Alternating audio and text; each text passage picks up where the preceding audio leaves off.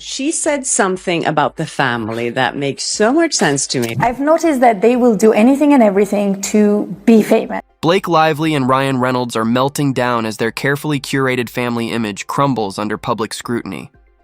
What was once sold as wholesome harmony is now being exposed as chaos behind closed doors. I spent enough time with this family to speak about personal relationships and who they really are, how Blake Lively is displayed today in the media as a diva and someone who just tried to steal this movie and so on. All of that is true. That's Lively. The perfect couple illusion is unraveling. Beneath the glossy photos and red carpet grins lies a cocktail of Botox, scripted smiles, and PR smokescreens. Blake's spin game is falling flat, and together, they're scrambling to keep the facade alive. Blake Lively's not being honest. In just 2 weeks, Blake and Ryan have hit more red carpets than they managed in the last 3 months. And no, that's not the scent of luxury perfume. That's pure desperation. Suddenly, Hugh Jackman's Broadway run is their go-to date night stage.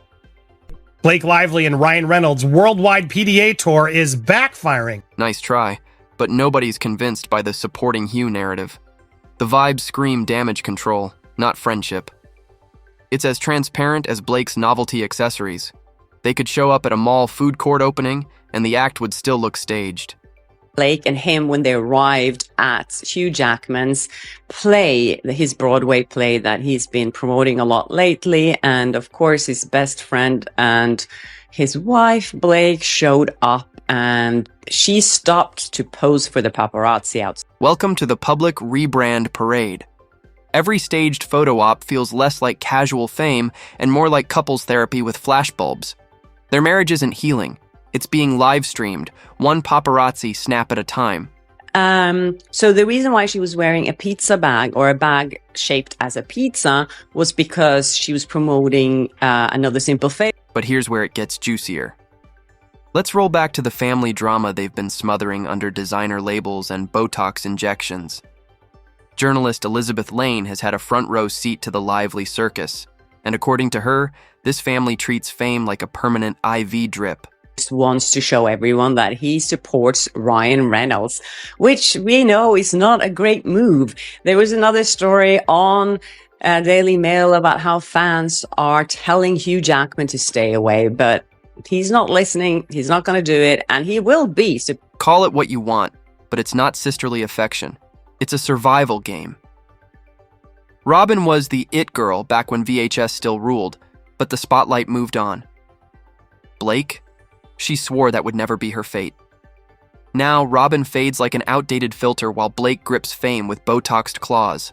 So this is a journalist called Elizabeth Lane, and she is apparently close to Blake Lively's family. She said that she knew Robin pretty well and her husband, Bart. And then there's the elusive third sister, basically in witness protection at this point. She surfaces at public events once every 10 years, like a rare eclipse. When she showed up at the It Ends With Us premiere, people were shocked she was even real. That alone says everything about this family's twisted spotlight game. Was the star of the family, right? Back in the day. Now no one remembers Robin, but Blake always looked up to her and wanted to be famous as Robin and so on. I've noticed that they will do anything and everything to be famous. If you're not feeding the fame machine, you're erased from the script. Which brings us to Bart Johnson, Robin's husband. The man treats Instagram like it's his full-time job. Every post feels like a perfectly timed chess move, like he's moonlighting as Blake's unofficial PR manager. Strategic? Sure. Subtle? Not even a little. Family dynamics is Robin and Blake have an older sister and they treat her like she's non-existent. Now, let's pivot from family chaos to Ryan's face, because wow, where do we even begin?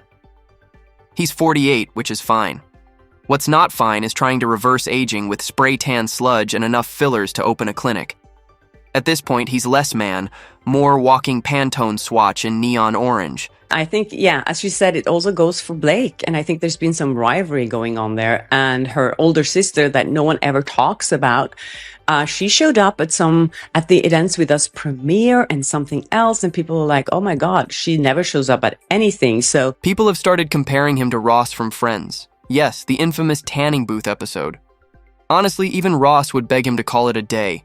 grab a loofah. Oh, everyone keeps talking about Ryan Reynolds' tan. It's so funny. I was mentioning it the other day that he starts looking like RFK. He's getting tanner and tanner. More and more orange, people are saying now. And then there's the Botox. Because no man pushing 50 should smile and look smoother than a baby seal. No crow's feet, no laugh lines, no trace of humanity left in his expressions.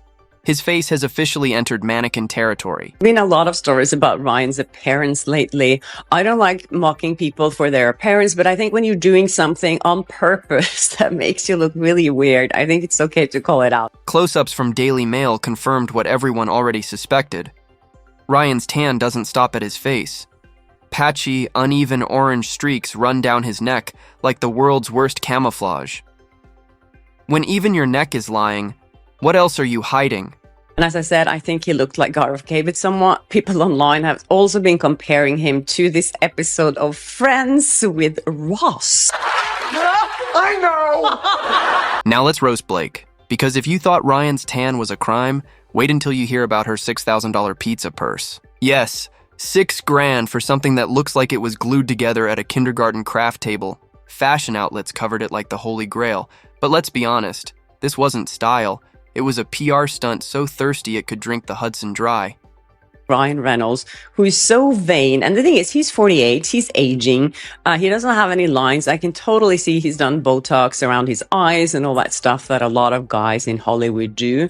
But he's getting more and more orange. And people are also commenting that he looks like he's aged a lot. And then there was the messy bun plus novelty bag stunt in Italy. That wasn't fashion, it was a strategy session. The goal? Quirky and relatable. The reality? A rich kid cosplaying as whimsical street style. She doesn't just throw looks together. She throws in 5 stylists, 2 lighting techs, and a PR intern dictating curl placement. But she did wear this purse, and it cost $6,000. I'm like, who wants to buy a bag that looks like a pizza for $6,000? The worst part? They still think they're fooling us, as if we'll all just clap and coo like it's 2016 again. Newsflash. Nobody's buying it. You can't slap a Gucci suit over a crumbling brand. Their sudden obsession with being seen doesn't scream stability. It screams sheer panic. Who wants to buy a bag that looks like a pizza for $6,000? I'm sure she didn't pay for it though. But anyways, this story is picked up, like I said. And let's talk body language. Ryan hovers just far enough to look respectful. Blake poses like she's standing next to a stranger. Their smiles? Plastered on, never reaching their eyes. It's giving rehearsed. It's giving damage control. It's giving, please don't notice the chaos behind the curtain. First, I want to talk about how the global PDA tour between Blake Lively and Ryan Reynolds is absolutely backfiring. Experts are chiming in, but look at this. We went from the Time Met Gala, back to Wrexham across the pond, then back to the premiere. The timing is almost comical. Right as rumors swirl, Blake's shady PR tactics, Ryan's lawsuit-adjacent jokes, Hugh Jackman awkwardly stuck in the middle, suddenly they're everywhere.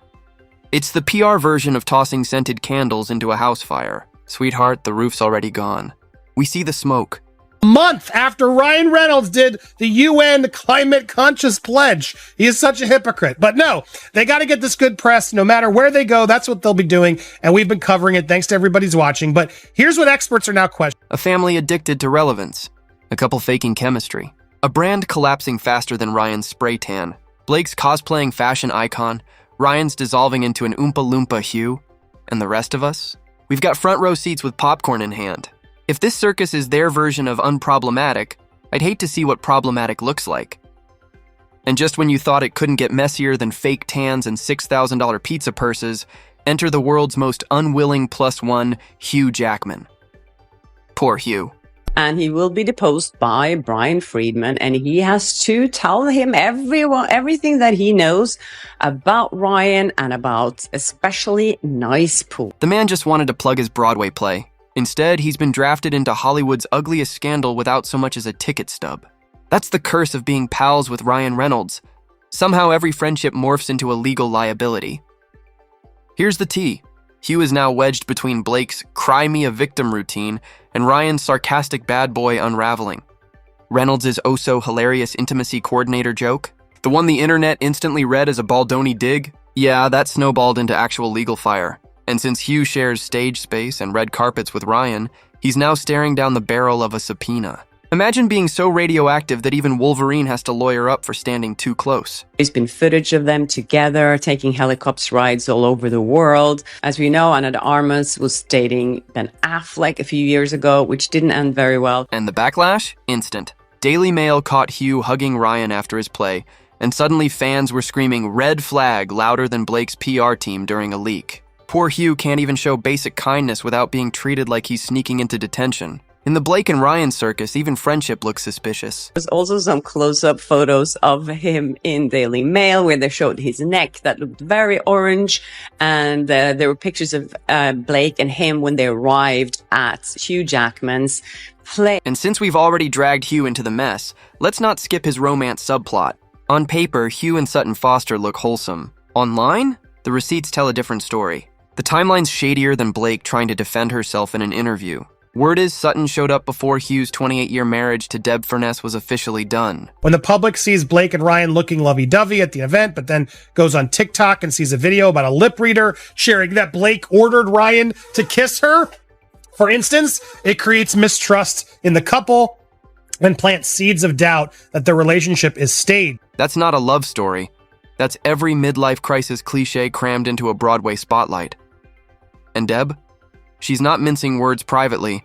Allegedly, she's telling friends she can spot a midlife spiral from a mile away and gives this relationship less than a year. Honestly, someone hand her an award for grace under fire. She stayed quiet while Blake and Ryan torch every press cycle into ash. After the show, the paparazzi were waiting outside and they came out and Hugh gave Ryan Reynolds a hug in front of everyone, which to me seems like he just wants to show everyone that he supports Ryan Reynolds. Meanwhile, Blake and Ryan are sprinting through their paparazzi parade, pretending it's casual when it's staged down to the shoelaces. These two went from MIA hermits to red carpet barnacles overnight. Months of silence, probably holed up in some overpriced PR bunker, and suddenly every award show, theater debut, and Manhattan sidewalk has become their personal runway of, "See? Still perfect. Don't cancel us.